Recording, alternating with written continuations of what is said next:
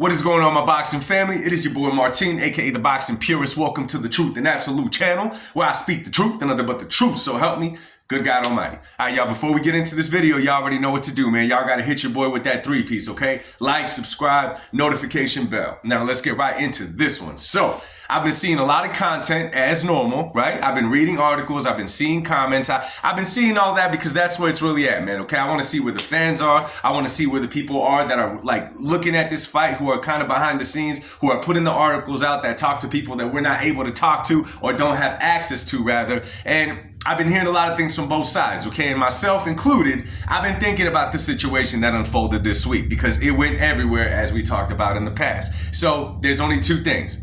Is Canelo a sellout and bended the knee to Turkish Al-Sheikh, right? Or is Canelo a master chess player? Now, let's get right into this one. At the end, we'll come up with the conclusion. Now, the beginning of the week, we all know that they said that Canelo and Terence Crawford had reached an agreement. They had reached an agreement. It was not official, but the agreement said that they would be fighting September 13th, Raiders Stadium in Las Vegas. Okay, not even 24 hours later, the negotiations fell apart. I swear 10 minutes after that, Canelo and Jake Paul were at the 1 yard line of finishing the deal for them to meet in Las Vegas, a fight that would be on Netflix at cruiserweight, okay? That looked like it was a done deal. Eddie Hearn was saying that he thought it was done. It was all over the place. 5 minutes after that, Turkish Al-Sheikh put out that Canelo had signed a 4-fight deal with Riyadh Season. Okay, now it left us all over the place. We did not quite know what happened. Turkish Al-Sheikh gave a list of names that Canelo could possibly be fighting. The only names that were clear was that Canelo wants a rematch with Dimitri Bivol, and that he was going to be fighting Terence Crawford, because the Terence Crawford fight is of special interest to Turkish Al-Sheikh for some reason. He's a big fan of Terence Crawford, which I am too, but for whatever reason, Turkey is really in to Terence Crawford. Now that fight, I believe, is signed, done deal, supposed to happen in September if Canelo makes it past William Skull here coming up in early May. So I'm watching this and I'm looking at it. Now, we saw the video that Canelo put out, and this was the most confusing part to me of all of it, right? And I was thinking about this one. And it's the video where he got on the phone, right, his camera, and he said, "I don't fight no effing YouTubers. I only fight real fighters, mother." You already know, rhymes with trucker, right? So that's the part that was confusing because we don't normally see Canelo put stuff out like that.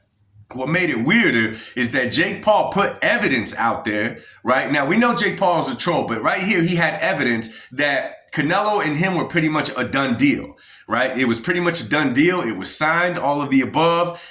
Jake Paul gave other reasons to why it didn't happen. He said Canelo wanted a pay-per-view. He started saying all kinds of stuff, but that's where I didn't quite understand why Canelo put the video out saying, "I don't fight YouTubers," and this and that. That was the part that was confusing to me because Canelo does not normally carry himself that way. You know, he kind of moves, you know, in the shadows. Canelo and his team are very quiet. You know what I'm kind of, you know, it's almost like a dog that attacks but does not bark. Out of nowhere, they attack, and they attack with great vengeance, but they're not barking the whole time, letting you know what they're doing, right? They just kind of, they move in silence, so to speak. So what I gather from this, okay, is that the fight between Canelo and Terence Crawford, for whatever it is, Monday, was not quite meeting what Canelo wanted. We don't know if it was the money. We don't know if it had something to do with weight. We don't know if it had something to do with a you know, multiple fights under Turkish Al-Sheikh and Riyadh Season. We weren't quite sure of that, all right? We don't know why it fell apart. What we do know is that in no time, and let me tell y'all this, I'm not behind the scenes. I don't know how these guys negotiate, but I guarantee you that this would only mean that Canelo was negotiating both fights at the same time. But why would Canelo be negotiating a fight with Terence Crawford, who's a boxer, and Jake Paul, who's an entertainer / wannabe boxer? Why would he be entertaining both ideas at once? It would make more sense for Canelo to entertain two boxers, right? Now, on my last video, I said that he turned down the Jake Paul because he realized it was going to hurt his brand. But honestly, I think I was wrong in that, okay? I think I was wrong with that, and let me tell y'all why. In doing so, I believe that he turned down an offer from Turkish Al-Sheikh for Terence Crawford, right? And he pretty much made it a done deal, all but the last finishing touch on the contract to fight a Jake Paul.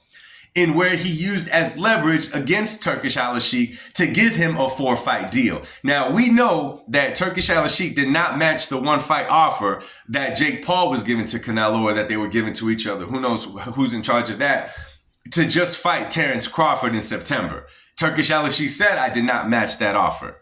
However, if Canelo used that as leverage, I believe he leveraged it somehow to get a 4-fight deal out of Turkish Al-Sheikh, because let's be real, Canelo is not going to be around much longer, right? And if I'm Canelo and you're trying to exit the game, you kind of just want to, you want to stamp how you're going to go out of the game, and you want to secure what you're going to be getting to leave the game. So what does he do? He somehow gets a 4-fight deal with Turkish Al-Sheikh, where you better believe he's going to be headlining all the cards. Now, there's, people out there that are saying, oh, he sold out his own people, this and that, this and that. And this is where I'm confused. I'm like, yo, listen, Canelo in the last, 10, 15 years has only fought one time in Mexico against John Ryder. Technically, Canelo fights here in the States. His larger fan base, I would assume, is here in the States and in Mexico. But if he was sold out, then the whole time he was fighting in America, the United States of America, it would have been a sellout to his people, technically, if you want to go that route. So him going to fight in Saudi or America is still not Mexico. So